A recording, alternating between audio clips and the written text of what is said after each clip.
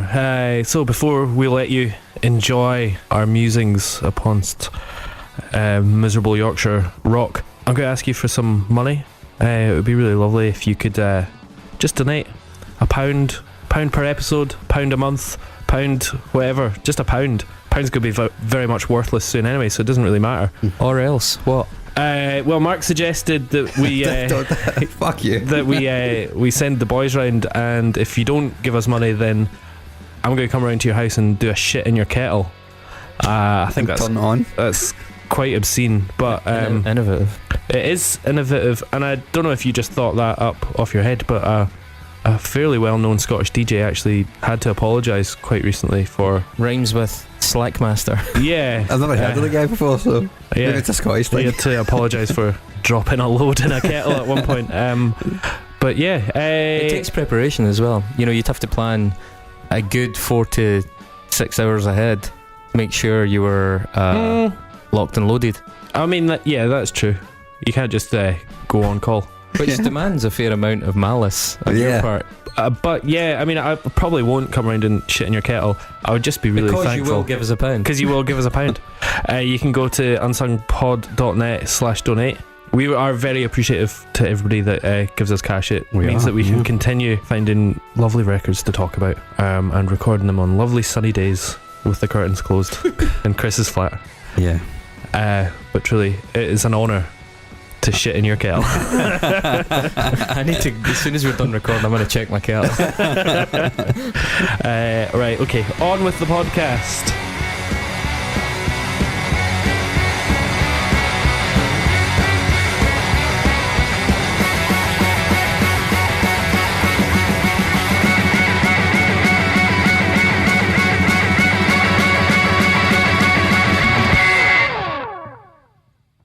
Dave, are you in a Ballykiss Angel t-shirt? I truly am, yeah.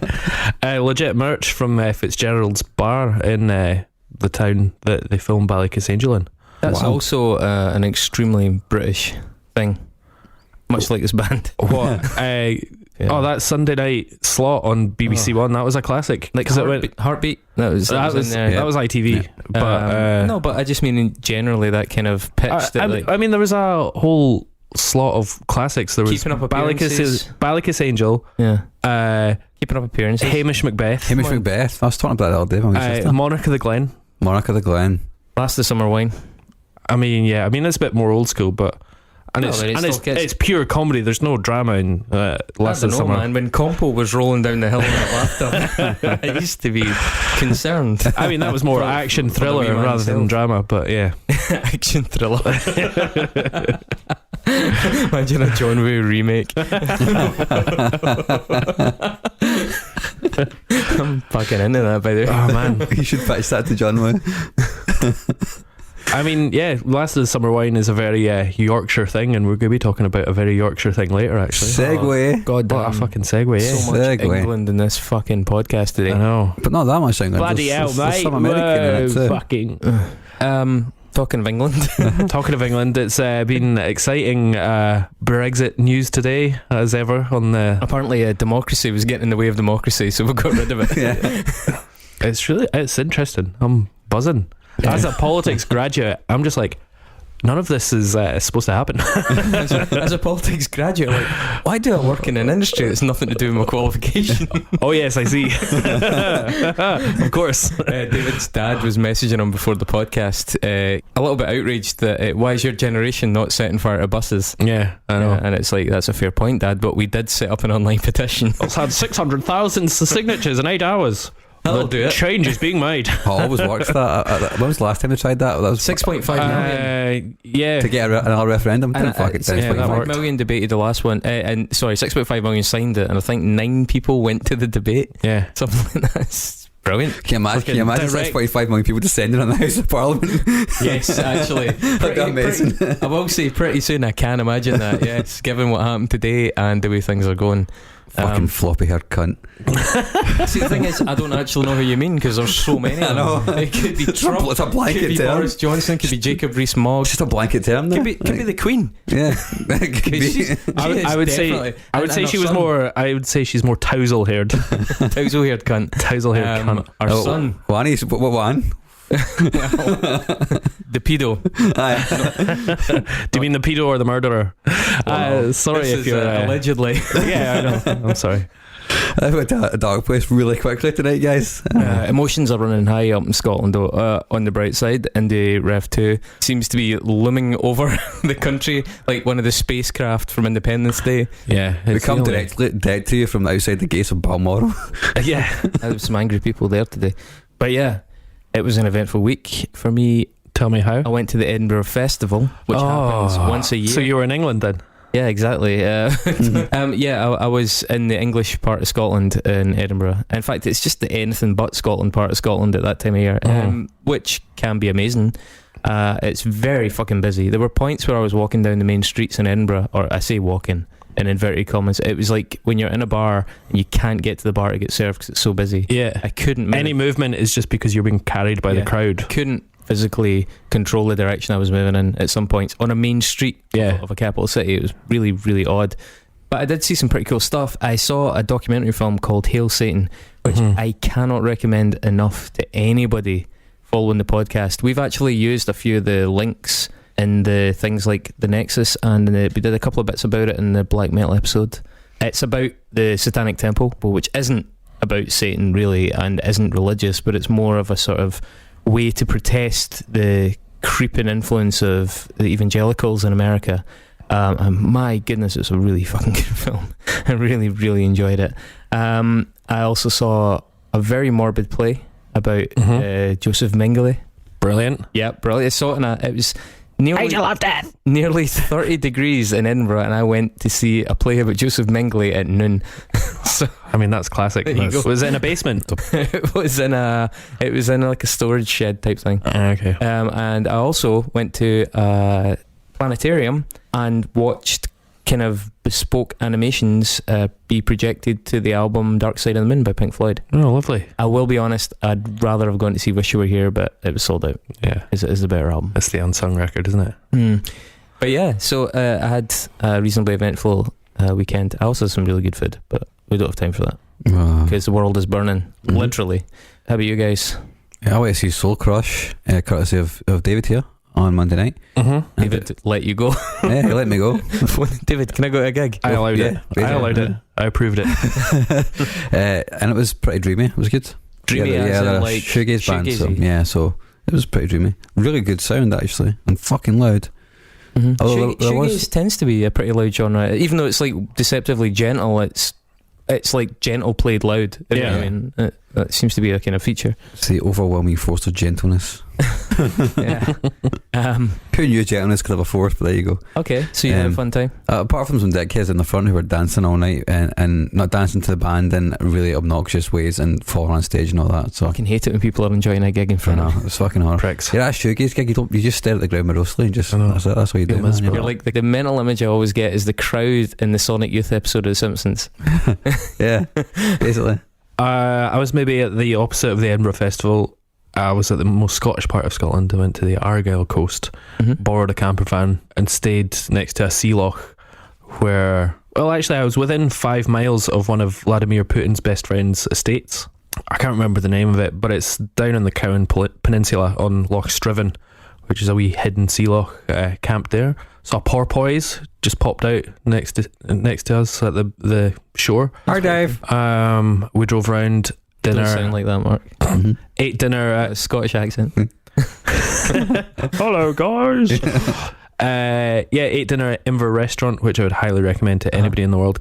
A lot. It's weird driving through the countryside of Scotland and realising that very few rich people own a huge amount of that land. Very few Scottish people. Well, yeah, but even it's like 50 people own about 60% of Scotland. A handful of rich people own. Yeah. I think like if you're not from Scotland and you've never heard of the Highland clearances, you should probably have a little read. Yeah, for sure. Yeah, it's kind of ethnic cleansing of huge parts of Scotland to make way for people to buy enormous estates. But yeah, so it's a strange week. And it's also been sunny here, which makes the whole thing seem like a weird dream.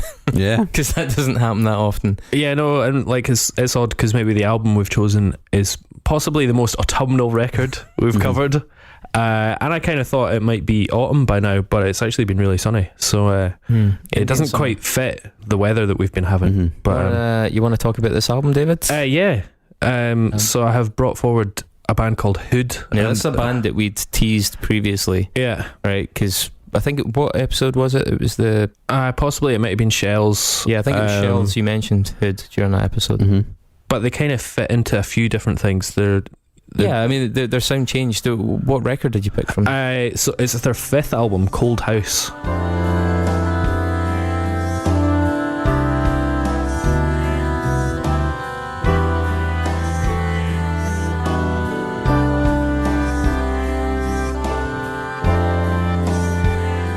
Which was released in 2001.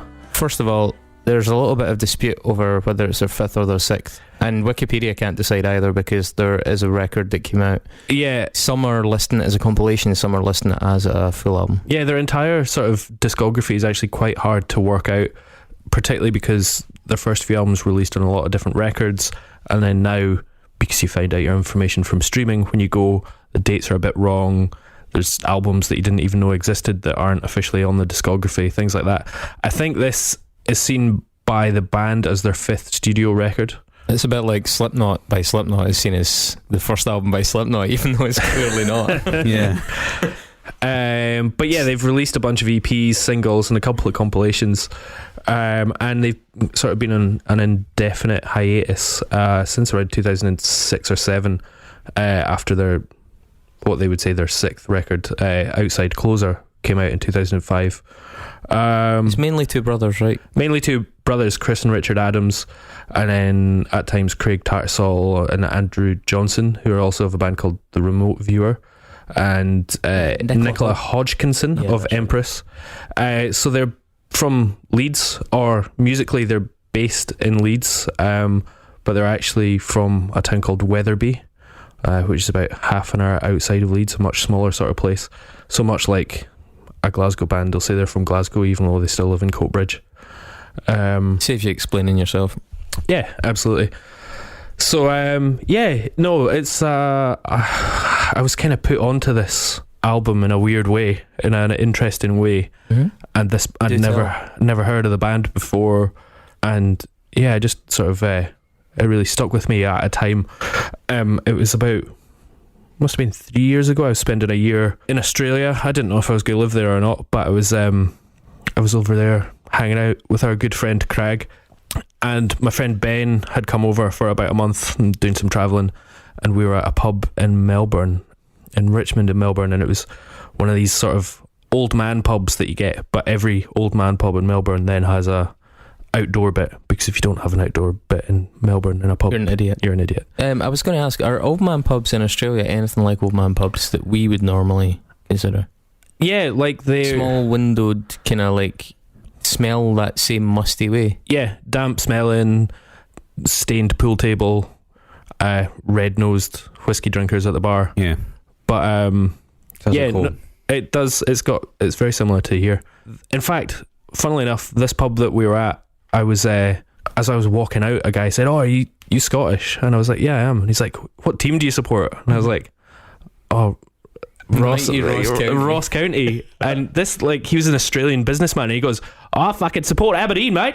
Fucking hate Ross County. Fuck off." And I was like, "Oh, I wasn't expecting that." That's like the fucking other side of the world, and somebody's slagging you for liking Ross County. Yeah, like. I know. I was like, oh, I thought he was just going to, call out a Rangers or Celtic thing, but no, somehow he was anti-Ross County. But anyway, we met this guy. This guy walked past us and noticed our Scottish accents and just shouted "Mogwai" at us.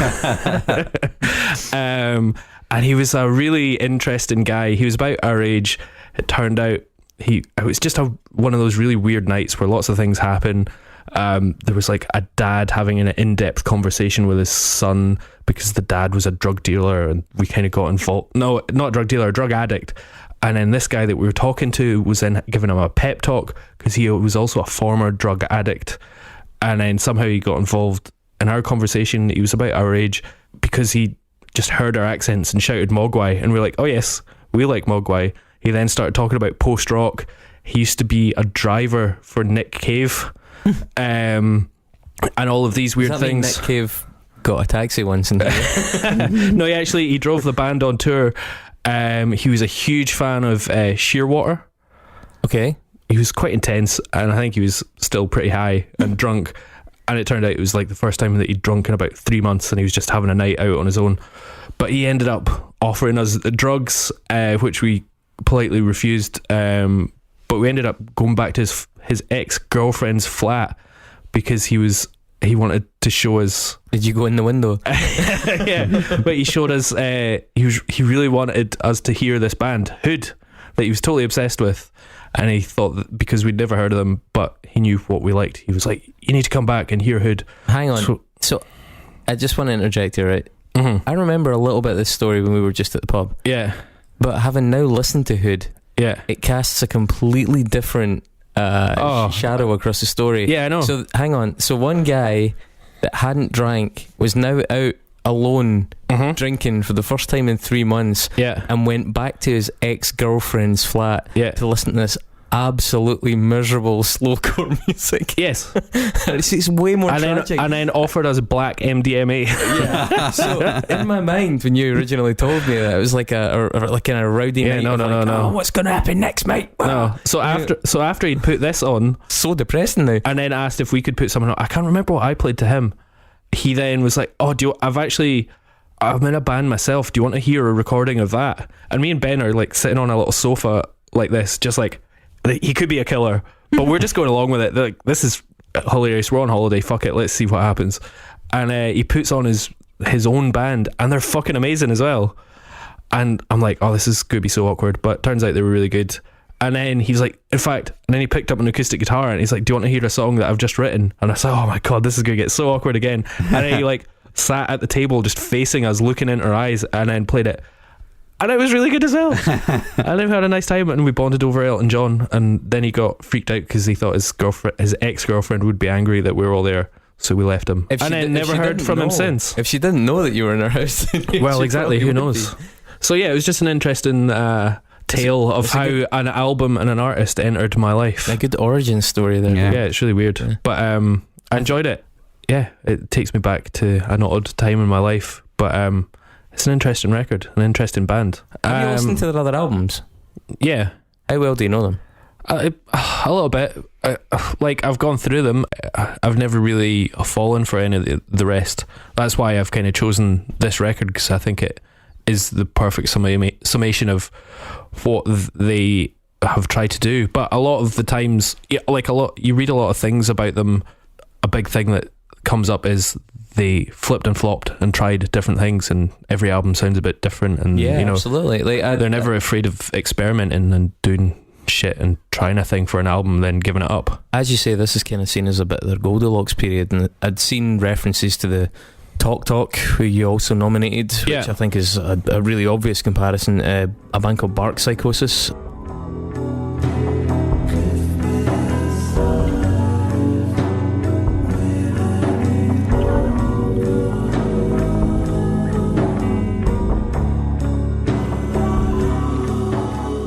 I think something like they formed in like 86 or something like that, and they had like 2 albums and a bunch of EPs, but it's sort of similar, a bit noisier. There's little bits of bands like Postal Service in it. And these people aren't your friends. Inhaling thrills through $20 bills, and the tumblers are drained. Yeah. Little comparisons to Tortoise, but what was kind of interesting was I went back to listen to the discography without any real concern of chronology, and it's wildly different at points. They had their first album, Cabled Linear Traction, was 1994. 94, yeah.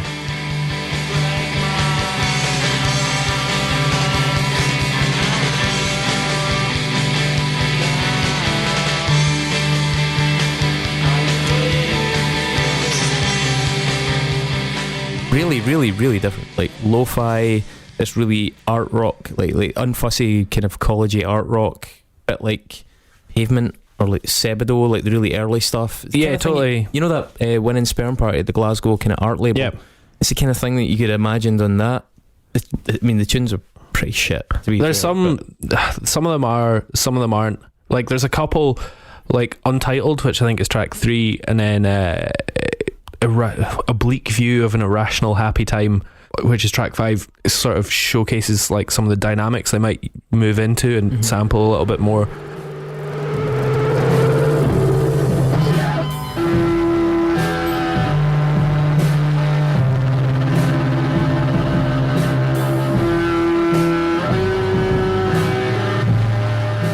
And it showcases that there may be more.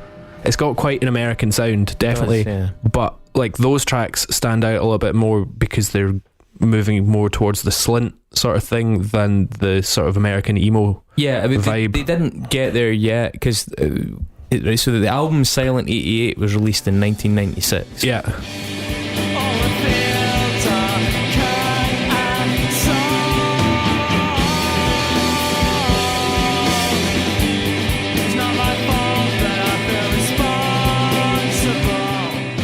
It continued that a little bit. It's a little bit less whimsical though. It's a bit more like Yeah, a bit noisier, a bit more shoegazy stuff as well. yeah, Bit more. it feels a bit more focused. Again though, I don't think the tunes on it weren't really. Yeah, there's not a up to lot much. of melody happening there. But they did have like their first moments of like little bits of electronica.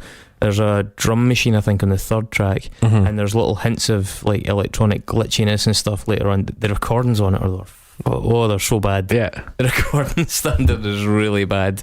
But it's interesting, there's like an entire genre of badly recorded indie that, you know, certain people seem to fucking Could love. be charming. Well, interestingly, the comparisons for this area of their career are like Sonic Youth and Early Pavement, Yeah. who were also very poorly recorded. Well, yeah, exactly. For large parts of of their back catalogue.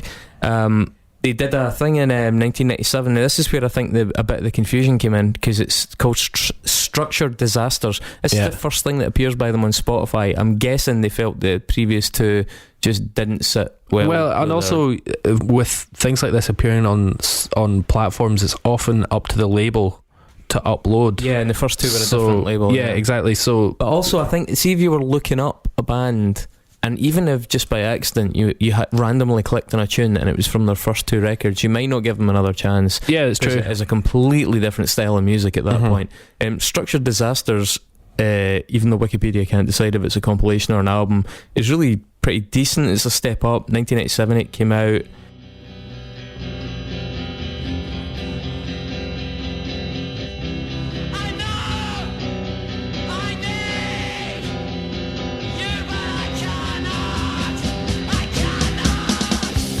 It's a bit more experimental in places, and I think this is when the kind of slint thing starts to really kind of rear its head. You can hear that they've kind of been a little bit influenced. This is must have been because I think they played a few shows with Mogwai in the early days as well.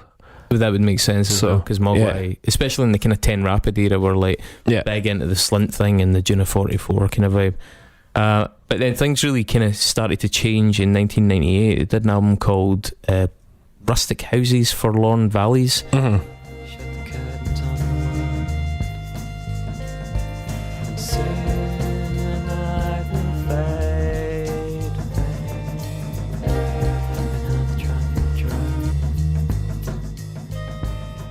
Which I think was their first record on Domino. Yeah, and it's got clarinet and stuff, which is like unthinkable when you hear the first 2 albums, certainly. And again, really, really big slint influence in it, and right down to the fact that it's got that kind of sparse thing with spoken word over it. Really starts to ape that a wee bit. Yeah, I feel. But it sounds like a band sort of finding their feet a little bit.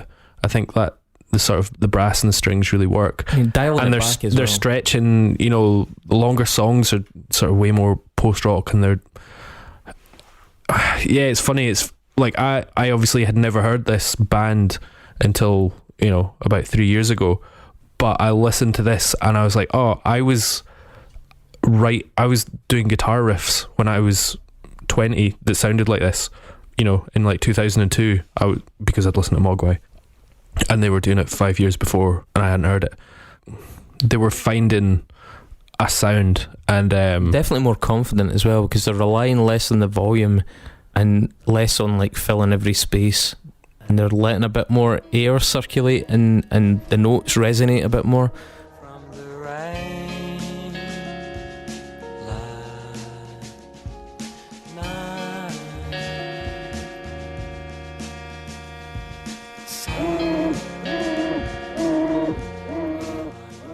they kept that that stripped back kind of trend continued into their next record, which I will be honest, I think I actually prefer the next record, the one we've chosen, called The Cycle of Days and Seasons from 1999. I think 1999.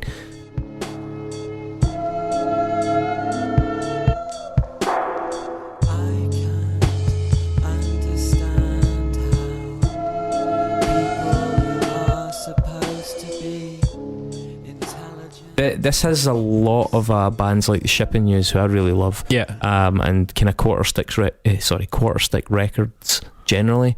It's more my kind of thing. It's still got a big analog sound. It's not quite gone into the kind of glitchy electronica production. It's definitely got that sort of jazzy production. There's a lot of like you can hear the brushed snare and I love that. See, when you're listening to a record like that and you can hear the room, so the room makes a difference to the tone of the record. Mm-hmm. The use of brass in this record I thought was really impressive.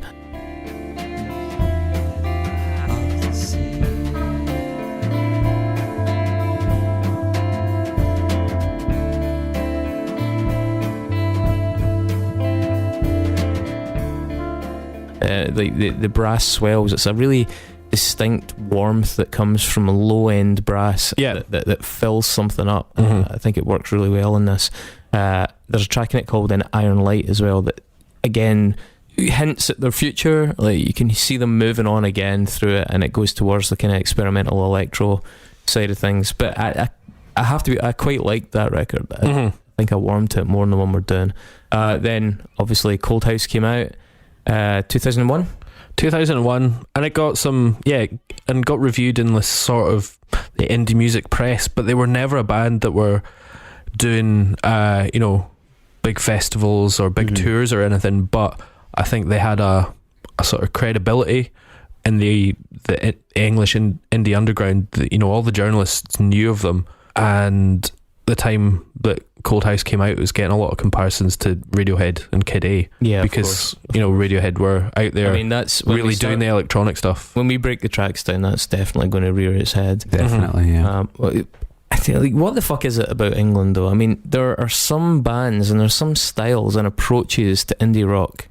I even say rock, and rock's almost redundant. There's some approaches to indie and indie-tronica and folk-tronica, whatever you want to call these guys, that sound so distinctly middle class. And I'm trying to like keep the qualitative judgment out of it and just be. There is something very, very. It's hard to explain. It's not like my folks wouldn't like it. It's not like radio music. They'd be like, "Oh, this is a bit weird." But there's some very inoffensive and subtle. Like it's so subtle. Like it's like bread. It's like there's the flavors are there, but they're very fucking mild. The tones are very, very pale. I just think it's like watching a desaturated image where you can still kind of tell that that's probably red and that's probably green, but everything is very. I just think it's something that England does very, very easily. I mean, even if you look at the biggest breakout indie bands like Coldplay are famous for being so that. There are so many famous bands that have broken out, especially from England. Way more, I would say, than from the States, where bands can almost not help being like a parody of themselves, like Nickelbacks and all those kind of bands. They end up being a cheesy joke because they're so overblown. Yeah. Whereas England does have this knack of doing. But that's something with the English psyche. I think it's like it's all to do with this like inward modesty that is then sort of parodied as well. There's a historical cliched, stereotypical reservedness. Yeah, absolutely. It's like, it's unbecoming to overstate something or to be too forward. It does seem, perhaps it's our imagination, perhaps we're seeing what we want to see, but it does seem to manifest in this particularly specifically English brand of like understatedness in the indie scene especially, and stuff like this, where it feels very dilute.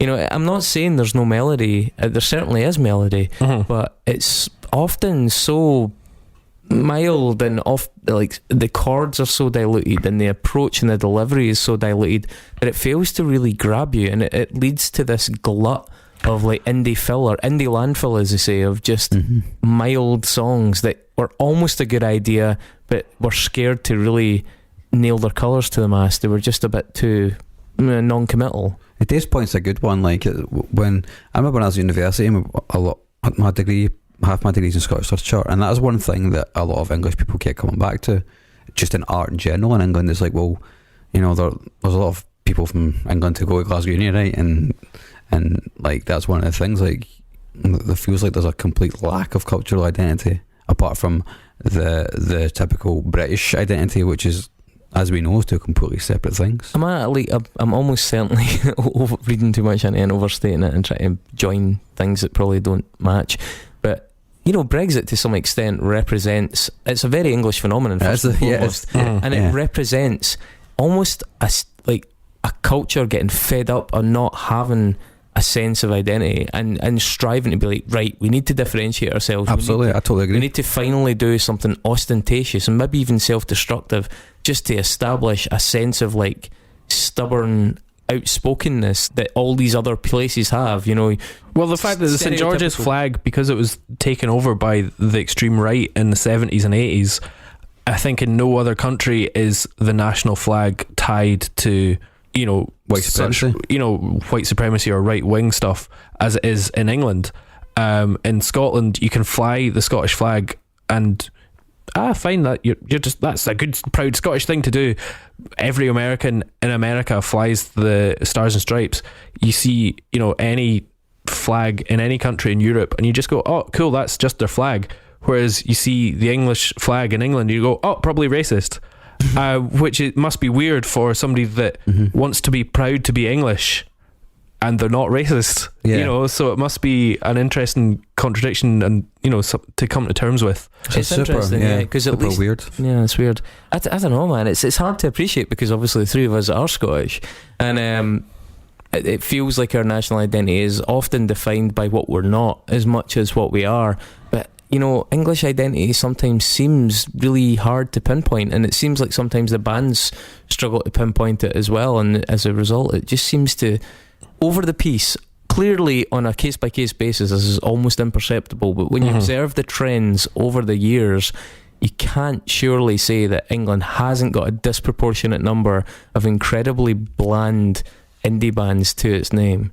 That obviously the thrust is here. I find a lot of Hood really quite bland. I think it's something, I'm not saying it's without merit, but I think it's something that England specifically could only have produced to this extent. I see what you're getting at, but maybe it's just because I've spent more time with this record, but obviously I obviously got pulled in straight away.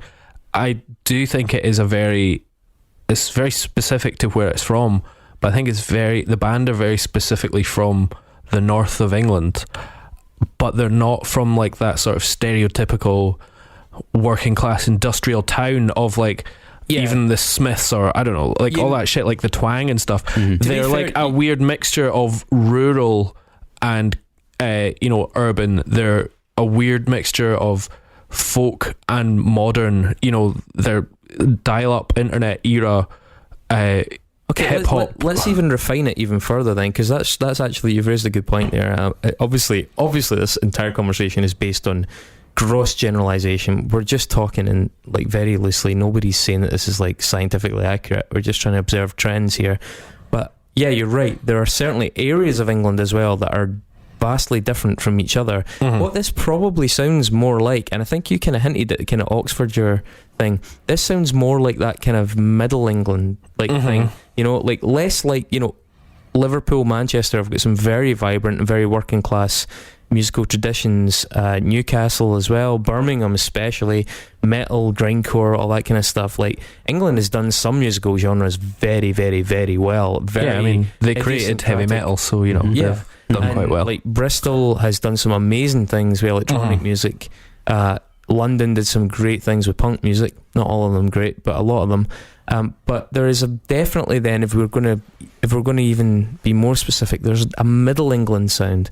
There is like a Cambridgeshire, kind of Kent, Oxford, sort of like that kind of middle class, nowhere England, you know, which Leeds is not part of. Which Leeds is certainly not part of. Which is odd. This sound does remind me more of that kind of Radiohead mild, Radiohead light. Well, funnily enough, there's a really interesting article in the Quietus that reviews the sort of the collected reissued works of Hood that was done by Domino in about 2012, and it talks about Wetherby, the town that they're from, and how it's where the brothers Chris and Richard Adams are from, and it's a town that is like on the cusp, in that it's sort of between urban and rural. It's just, you know, close enough to Leeds, but it's within farmyard sort of stuff. It's a mixture of farmyard stuff. Fields, that's what it is. It's a mixture of Labour and Tory, of old mining villages, and then also like prime fox hunting territory, between hippie settlements and then sort of aggressively conformist working class heartlands. It's between the sort of Bradford estates of, like, you know, almost entirely Asian populations up against mainly rural areas where it's pretty much all white.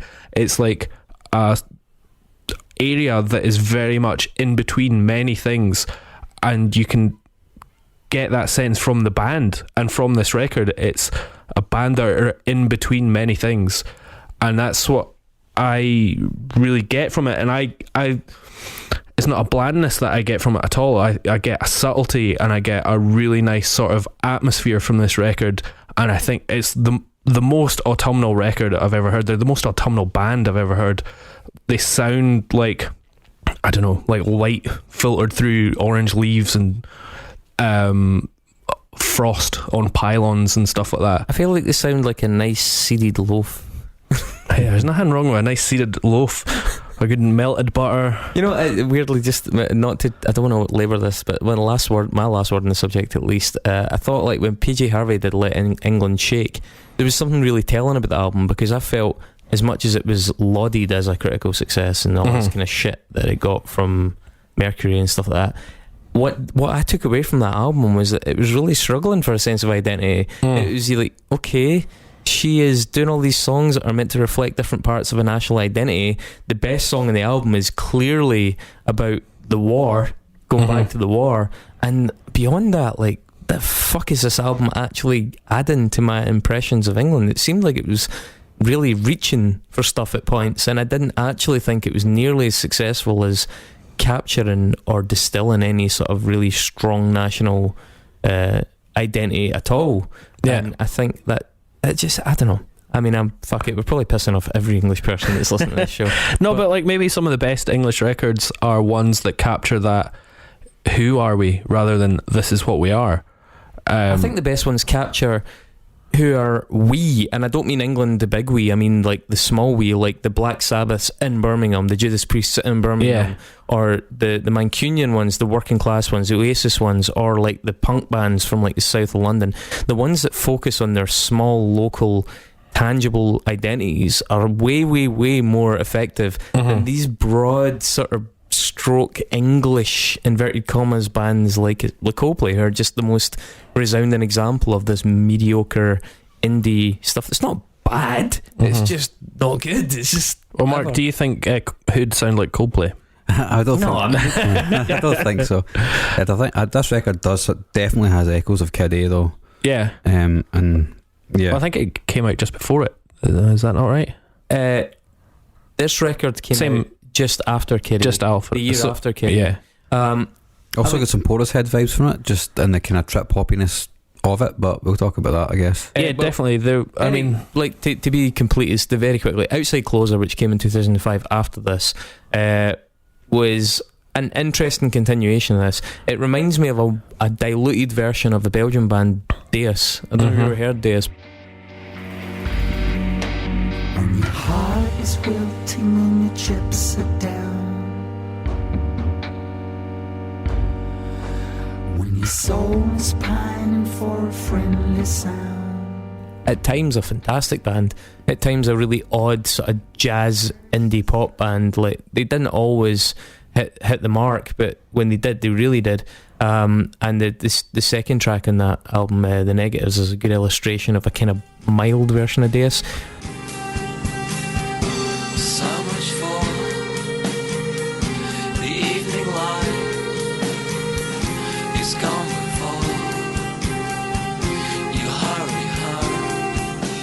It's interesting. It's like the production is much clearer, and for me, it's a continuation of Cold House, but it takes away that sort of graininess that I really liked before, and the sort of the gravelly sounds. It's just been cleaned up, and also the vocals are a bit higher up in the mix. Yeah, and it sounds, I don't know, sounds way more badly drawn boy than Don Caballero. I think there's a sense of them going for something a bit more commercial. Yeah, very slightly. But then, I mean, yeah, they were never a band that actually took on the mainstream. But I think they were maybe with this record just testing what they could do. But there's tracks on that record that have big hooks, and then they're like, nah, fuck it, we're not actually going to do that. See, there's a track in this called Any Hopeful Thoughts Arrive. It's the third track in the album, and it really exemplifies something that puzzles me about this band, and certainly about the Outside Closer album specifically. Mm-hmm. These could be the last words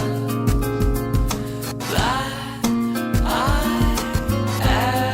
ever say to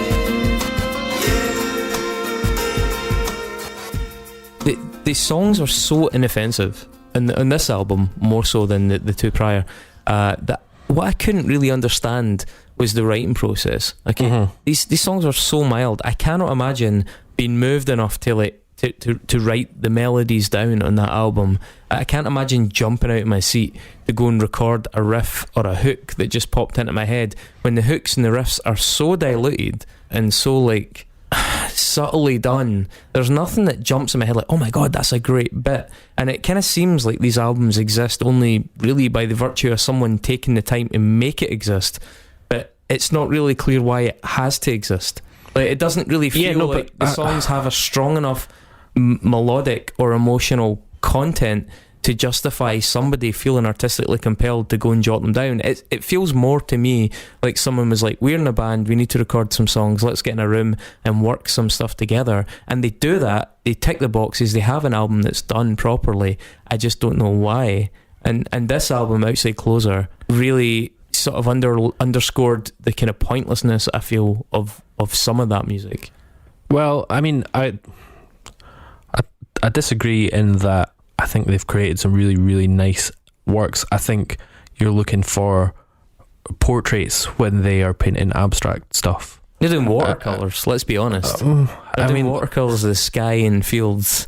No, I would beg to differ on Cold House. I don't think that's a watercolour record. I think there's enough edge to it that and do you know what? I really like the two albums before it as well. Let's talk about the album, because the album is absolutely got some good points in it. Yeah, I mean, I totally agree. So, I mean, I think it starts really well, actually. It starts with, they removed all trace that anything had ever happened here. You were cast in ancient light. There's coldness in this sky. So, I mean, the song titles are going for we are kind of miserable and inward, and it's the longest song title outside of like a 2001 metal screamo kind of album by like Drowning Man or something like that. But you like some of this you mentioned Kiddie. The drum intro, they dropped the first minute of this is really Kiddie, a chopped up beat sort of thing. Yeah. But there's something, I don't know, there's something about the overall band that I might normally hate, but I totally don't, because they've got a modesty about them that, like, they're not very English. Yeah, but I like it. I really like it. It's like a sort of rural, maybe it's because they're from a wee village and they're quite rural and Highland, and I get that, and they're just like, we're going to put this out here and this could be fine. Mm-hmm. I love it. I love this. Sorry, I love the snare sound in this song. I will say, the organic snares comes in. Oh, the percussion on this record is really good, and really I think that's what stands it out is, you know, the percussion.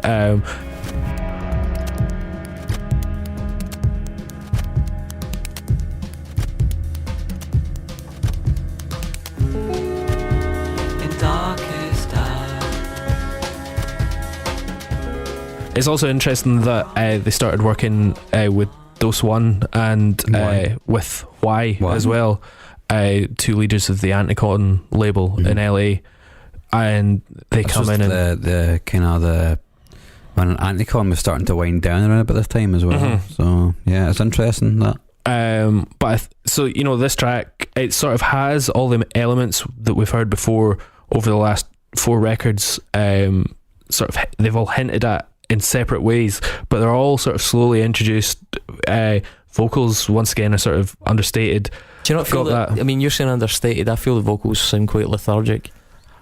I think that's that kind of Dose One and Y, and kind of a lot of the kind of anti-con hip hop style from the sort of the West Coast was kind of like that. It was kind of chilled out and laid back. I think that's definitely the vocals contributed by the band themselves, who'd sound very lethargic in this one, I feel. Yeah, but then I think the vocals from Dose One really kick it up a gear.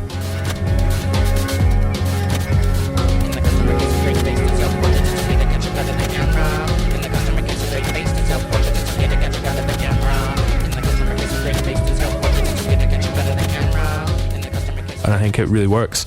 And I just think they just build textures. You've got the brass and you've got the strings and you've got the cello's nice. The cello's really nice. Where before on previous records the guitars sounded like they were sort of probing and trying to work out what they did. Here they're like sort of pared back a little bit and they're just doing exactly, we're going to fill in that texture and it's going to be a really nice sort of lush bit. And then you've got little sort of atonal clatterings around the pans. I just think it builds up really well and it's really well produced, and it's like, oh, this is everything this band could have been. They've hinted at on different records and they've taken all the best bits of it and done it here, and then it sort of unwinds and it's got this sort of uneasy effect that brings the record personality. I don't know. I think it's a really, really interesting opener. You show no emotion at all. Way more sort of straight up glitchy hip hop beat. It's got a wee kind of Korg Volca beat drum happening.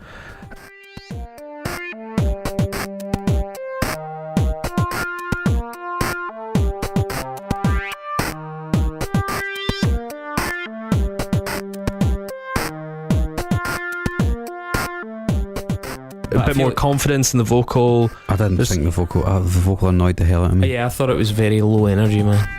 Just to cast away the ghost, or to have the time again. You said hold on to dreams, yeah, but I know you. Yeah. I like the panning, by the way. The vocal panning in this song, I will say, worked well, because although I thought the vocal was quite downbeat, the way it shifted about in the stereo was pretty interesting, because it helped distinguish the different lines. Certainly I like the guitar interplay in this song. Do you know what's also interesting is when you talk about the vocals, normally in vocals like this, when the singer can't sing, I fucking hate it, but with this band I totally get over it and it works for me. I don't know why, and maybe it's just because it's all part of the sound and the atmosphere and the feeling, rather than picking out particular things. See, I like a lot of like things like slowcore and stuff that's quite unfussy, like Codeine as well. Like Codeine, the singer, was not a particularly great singer, but I feel like, I don't know, they just had a stronger sense. I really like the lyrics though. The lyrics are great. I mean, they're introspective and it's like a middle class Englishman going, oh shit, there's not much point in life. It would be nice if you liked me a little bit. It is cold, isn't it? But like I heard the phone ring so late at night that I thought someone had died. Someone had died. Like, that's like a darkly comic. I really like that. That's a very English lyric. Yeah, a very Northern English sort of dark humour. A little bit of Morrissey there. Yeah, totally. I like some of the synth sounds in it. Yeah, they're sort of kind of winding in and out of each other. And the horns kind of jazzy, which I also quite like too. Track 3, Branches Bare, is like a really sort of slow and tender one. I found the night away. We found dry leaves pressed in. So that reminds me of bands that started heavier and then slowed down. I think in that song you can hear that this started as a much noisier project and then pulled everything back. I like it. It's like a sort of rumination. The lyrics get weirder. That bass line just sort of repeats itself. It doesn't really build, it just sort of repeats and repeats. And the lyrics in this are really interesting. Like, we spit in the pond to give the fish something to prey to. Sometimes the sunset doesn't want to be photographed. How a deer knows a dork in the thrift store hat. I mean, I don't know what that means, but I like it. It's fucking weird. If Biffy Clyro wrote that, we'd be giving them pelters. Fuck it. Then Oh, it did. Enemy of Time's a sort of another autumnal rumination Right, about so loneliness. I have an issue about with time. this. I've an issue with this, right? Uh-huh. I think we can all surely agree that at this point in this album, it needed a change of pace. The seasons change. Oh, we should leave this place now.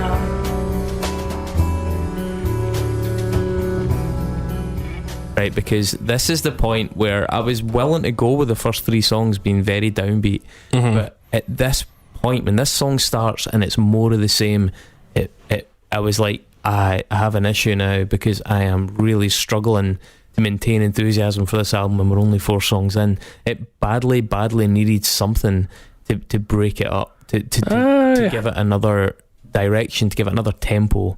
Yeah, maybe. I don't know. I think it depends when you're listening. I think if you're out on a nice walk, fuck it, it's lovely. A long English walk. Yeah, exactly. Through not very hilly countryside. But if you're on if you're on a suburban train commute, then you might be distracted. I like to. What if you're hunting bears? Well, you should just be listening to Naked Pantera, at shouldn't night. you? You liked what? Sorry, Mark? No, I was going to say it kind of gave me a neutral Milk Hotel vibe, but I couldn't really explain, couldn't really articulate why. Also, a lot of Radiohead too on that one. Shallow was nice again. Yeah, absolutely. And then the first half of the record sort of finishes with The Winter Hit Hard.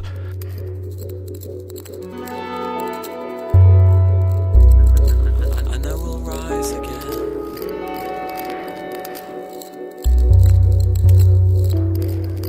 From ashes in our. And this is a sort of big building instrumental, and I think on another record it would be a filler track, but on this it actually feels like a sort of centerpiece, because you've got the ambient noise getting louder and louder and the percussion taking center stage. Do you think this track could maybe come in a track earlier? I would rather have seen this track a track earlier, because even though it's actually a step down, it works in that it's just something, as it's a landmark. Have you ever heard of the genre lowercase? It's where people take almost imperceptible noises, like in between noises, and amplify them until they become musical noises in and of themselves. So like I don't know what's a good example to give you, but like transistor noises, like minute little tones that are then captured. It's actually really hard to capture them, obviously, because even just the background hum and stuff can get in the way. The subtlety of the percussive glitches in this one, I think, is really, really interesting, in the way that they're then turned into a feature of the music. It's maybe the best track on it, ironically. And I wish they'd done more with it, because if you're going to be a bear, be a grizzly, and by contrast, if you're going to do low slowcore stuff, really lean into it, and I like the way they lean into it in this one. I do think that the vocals in this one don't do the song any favours, but the instrumentation, I think, is really, really good.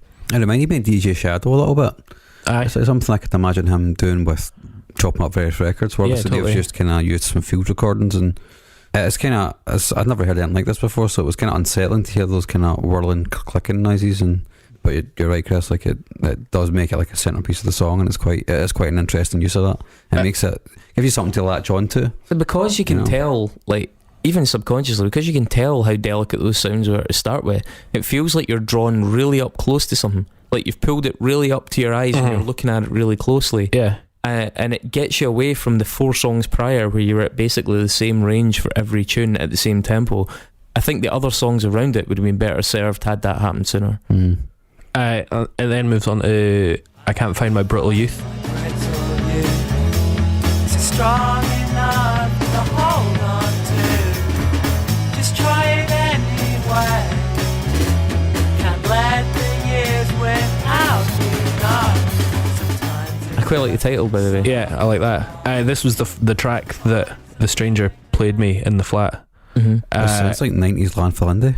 Do you think? Yeah, I mean, I have to say, man, this track to me sounds like a band caught kind of awkwardly between their older indie material and their new stuff. It sounds put it this way, I can imagine before they had a name for this, a good name for it, but before they had a name for it, it was on their set list as the heavy song, even though it's plainly not. It's the heaviest song on the album, but I think it's got only like that guitar hook draws you in, and then it's the production and the percussion that nail it, and I think it is the heavy song on this record. But I fucking love this song. It sounded a bit like Blur to me. You said how you hated days that end so soon, 'cause it makes your life slip away. I mean, I don't mind Blur, but I don't know, there's just something about it. It had the electronic outro was pretty cool. yeah, I liked that. I thought it was a really nice touch. It was kind of just about pulled it back for me. But yeah, it just sounded like generic 90s indie to me. interesting. This is what we do is sellouts. When distant sun is lost, I walked alone but with you.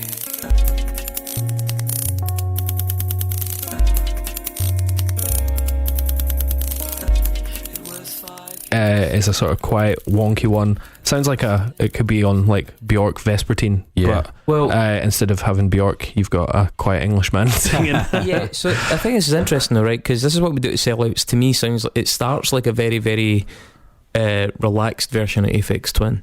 Yeah, It's got that kind of feel to it. And actually, there's an act called Tipper, and I'm trying to remember where Tipper was from. I think it was British, somewhere in Britain. I'm not sure where, but it's from about 1998 till present, doing that sort of glitchy, bubbly, kind of trip hoppy, kind of bits and bobs kind of music.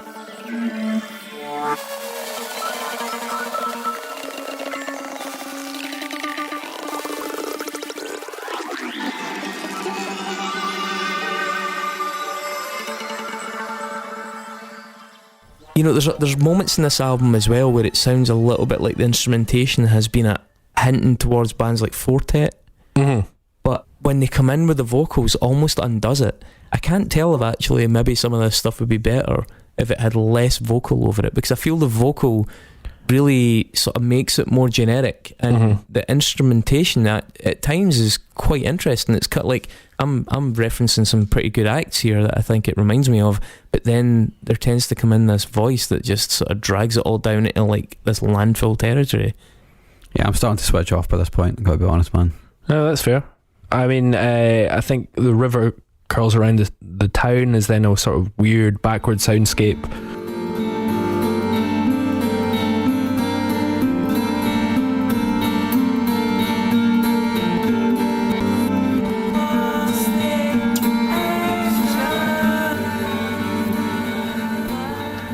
Feels like winter has hit in this sort of autumnal record. The accents were killing me. Yeah, totally. Lines Low at the Frozen Ground has got that sort of much gentler jazz thing that maybe you appreciated from the record before. that this place is in this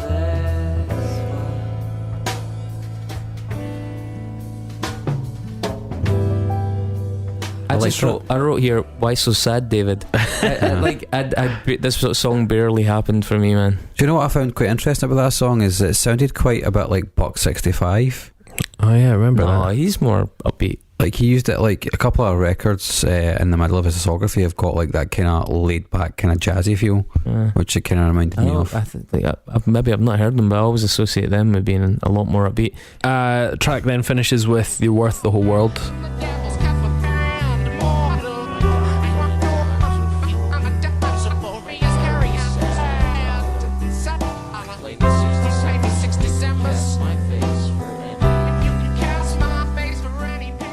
Which is it's a good closer. It's got sort of everything. It's back in the percussion. It's got all the guest vocals. It's more slinty. It's got that kind of layered vocal thing happening. I like that.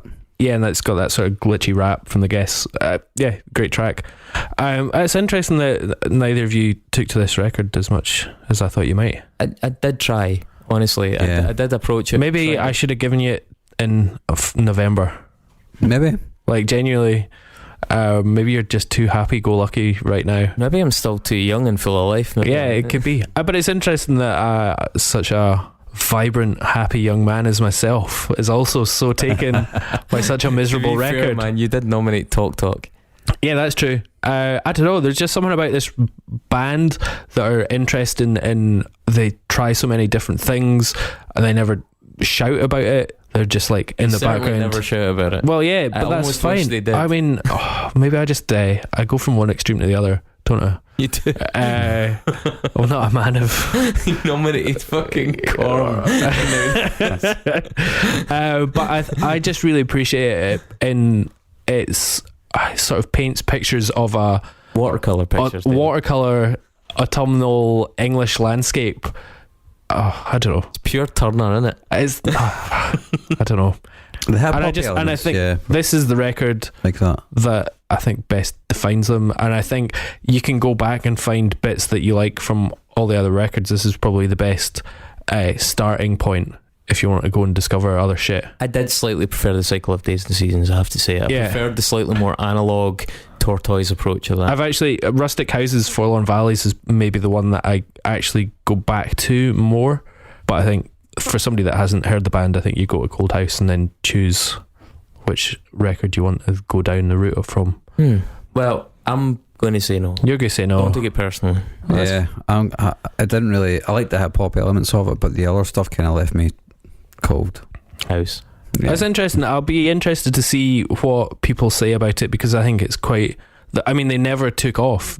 NME gave it like 8.5 out of 10 and said, you know, this is fucking brilliant. They are doing things that other bands haven't done yet. And then and then they never. The Enemy like Gay Dad as well, though. Yeah, no, I know. It's interesting that people either just don't give a fuck about it, and then a very small amount of people absolutely love it.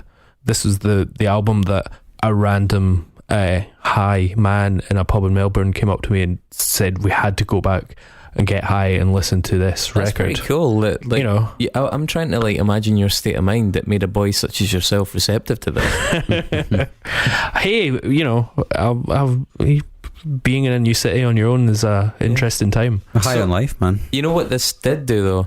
This album gave me a pretty decent Nexus. Well, I have to say my Nexus is. I was very happy with it. Mine's pretty decent too. This is the first time we're seeing Nexus tonight. Will it be the last? What do they have in store for us? Not good.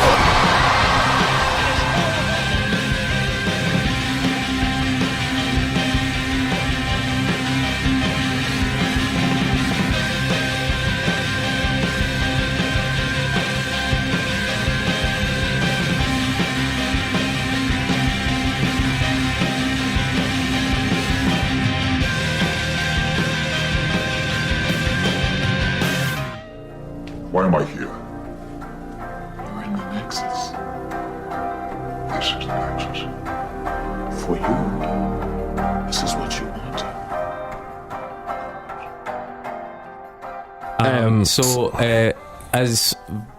As a result of being a prime donor and guest on the pod, Craig Carrick had a few suggestions sitting in the pot, and we pulled out another of his last week, which was Billy Warlock, who was in Baywatch, for those of you that don't know, amongst other things. David, I believe you are first. The floor is So I've got to get from Hood to Billy Warlock from fucking Baywatch. Now, and Hood are not a band that have many connections, to be honest. That's kind of defined. Yeah, it's hard to get from Hood. That was the hard part. It's quite interesting. You know, some bands work with lots of people. They basically worked with the two guys from Anticon, and that was about it. I did some delving, and in 1994, one of their early London gigs, they played at the PIAO festival in Hammersmith, which was like a big pay in advance only. I don't know. It's some sort of like DIY gig at Hammersmith Apollo. Bands like Heavenly, Prolapse, Sister George, lots of weird English Sister indie George. bands played. Hood them. played, and basically the biggest band that played that show was Gorky Zygotic Monkey. Oh yeah, A favourite of John Peel. Welsh is fucking anything. Blitz. Load of shit. And headed by the vocalist and keyboard Euros Childs, which is a really excellent name. Euros Childs at one point formed a duo called Johnny with Norman Blake from Teenage Fan Club. This is about 10 years ago. they released an album in 2011 called Johnny. I have no idea if that was good or not. Teenage Fan Club were, of course, of this parish, were famously touted as the second best band in the world by Liam Gallagher. Oasis obviously being the first. Yeah. So, you know, Big up the fannies. Big up the fannies. Liam Gallagher, I was looking at his Wikipedia and his controversies. At one point, he was banned from Cathay Pacific Airlines, the Hong Kong Airlines, for punching a passenger or something like that. But he also had a drunken fight with Paul Gascoigne in the Groucho Club. Yes. And set off a fire extinguisher in Gascoigne's face. that was in 2006. That wasn't even in like peak 90s. Is that like, that was post Moet Gascoigne? It must have been, yeah.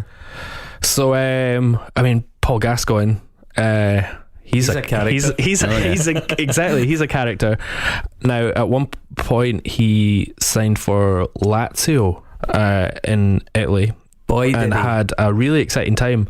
Like it was total. There's like an amazing documentary done by, what's his name? The guy that did Football Italia, of Gaza at Lazio, and he's just an absolute fucking numpty. It's a fucking mad team. It was a mad team as well, by the way, Lazio, man. Because like the far right, the ultras, fascist as fuck. Yeah. Man. So he was like a big star. He was going through injuries and he had personal problems, but you know, Lazio paid a lot of money for him. He was eventually spent a lot of that time injured before he then signed for Rangers. Family from Lazio. Oh, really? Found this out. He was well received by the club's fans, but not by the club's owner, Sergio Cragnotti, who was like a famous rich Italian guy, because he resented Gaza after Gascoigne greeted him by saying "Tua figlia grande tette," which roughly translated as "Your daughter has big tits," and that's what he said to his new boss, the head of Lazio. Classic Gaza. So Sergio Cragnotti, didn't even one have of the a most daughter, he was talking about his wife. is like this one of the most sort of high profile and wealthy business figures in Italy, best known for being head of Lazio, best known for being raging at Gaza. but he's also the head of food conglomerate Sirio, which at one point acquired Del Monte Foods International. You're somehow getting further away from America. No. You just wait for this leap. I was so proud of this. I was like, how am I going to get from Del Monte to Billy Warlock from Baywatch? Oh, it'll be this David Hasselhoff frozen smoothie introduced by Del Monte. So here is a video of Del Monte sponsored David Hasselhoff frozen smoothie figure. It looks like him as well. That's amazing. So at one point, Del Monte officially released a smoothie in the shape of David Hasselhoff. That is wild. And he's kind of brandishing it like an effigy. Yeah. It looks a bit like frozen blood. And you'll see that this is official because at the beginning it's got the Del Monte brandy. And then obviously from Hasselhoff we go to Baywatch to Billy Warlock. David, that jump alone was exceptional. Thanks very much. Yeah. Okay, sorry, I've just seen that Del Monte iced refreshment turned David Hasselhoff into a Hofsicle to celebrate National Ice Cream Week. My goodness. Sorry, carry on. In 1997, Melody Maker, the late music magazine that was sort of a rival cousin to NME, ran an article which claimed that following a Hood show, the singer Michael Stipe of the band R.E.M. ran backstage to congratulate the band on a wonderful performance. For the record, the band said that never happened, but Melody Maker ran an article about this. Curious fact, sorry it's an early tangent, but you know the R.E.M. album Green? Mm-hmm. You know, it's got an orange cover. Mm-hmm. Mm-hmm. The point is, if you stare at the cover for like 15 to 20 seconds and close your eyes, you see the cover in reverse, which is green. Wow. There you go. Anyway, so R.E.M., Michael Stipe obviously being the singer of them, R.E.M. once appeared on Nickelodeon's show Livewire, where kind of pop musicians and stuff would talk to kids, and they took questions from three particular kids, three young men who would later go on to be in the Beastie Boys. The Beastie Boys, I mean, will later go on to be the Beastie Boys. Well, yeah.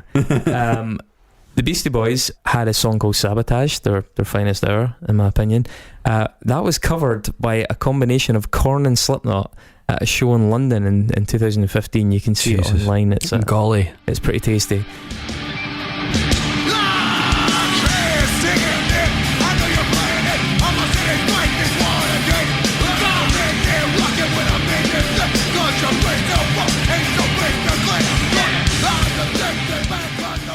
Slipknot, who are making another appearance on this show today. To accompany the Iowa and Volume 3 albums, Slipknot had their masks designed for tours specially by a fella known as Screaming Mad George. Screaming Mad George's real name is Joji Tani. Joji Tani is a special effects creator and a movie director. His only directorial role actually is for the manga film The Guyver. But he also worked on the special effects for some great movies, including Big Trouble in Little China and love that film, and the original Predator. Classic. Yep.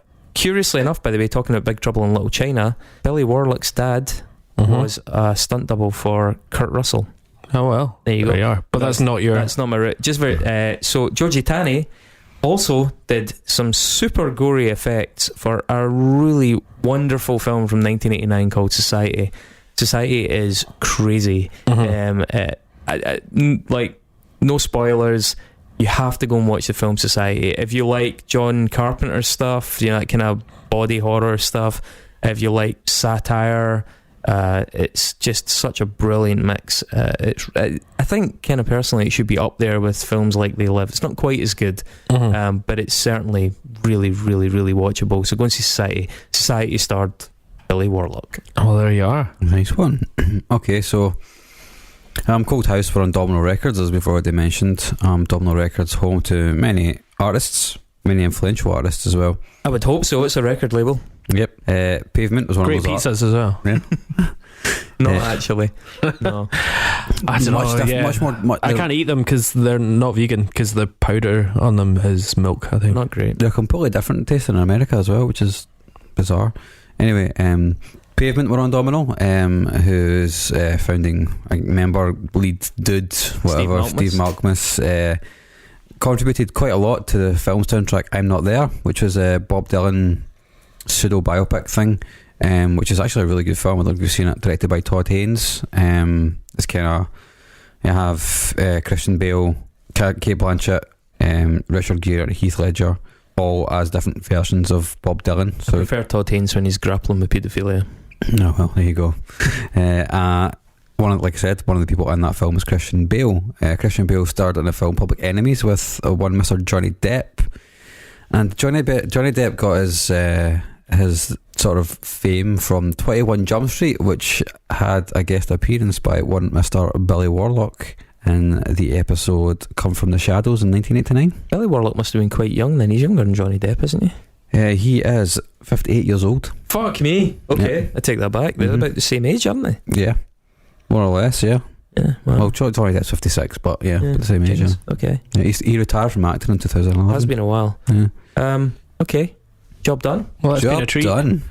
I think you should go and listen to this album if you haven't, and then make your own mind up. And if you're feeling miserable and like autumnal walks on your own, you might like it. You may discover something that you love, much like David did, and that is truly a wonderful thing. Truly. What are we doing next week, guys? I think we need a little change of pace. I think it's about time we did a wee mixtape for folks.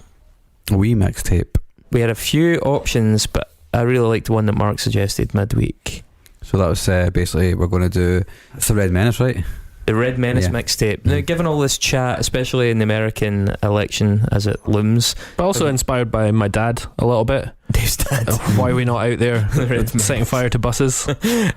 We are going to do a mixtape, which is our favourite lefty affiliated bands, especially the kind of more radical left affiliated bands. I mean, yeah, predominantly. But will we? I think what we'll maybe try and do is we'll each bring an album that we'll each absolutely as mixtapes are, we'll each bring a crash record. We're all bringing crash records and just a lefty record of our choice and fight to the death. But then we'll have a little bit of a blether about lefty music in general. Absolutely. And then the week after we'll be doing right wing music. What What? No, I'm joking. Obviously not. Tories don't do good bands.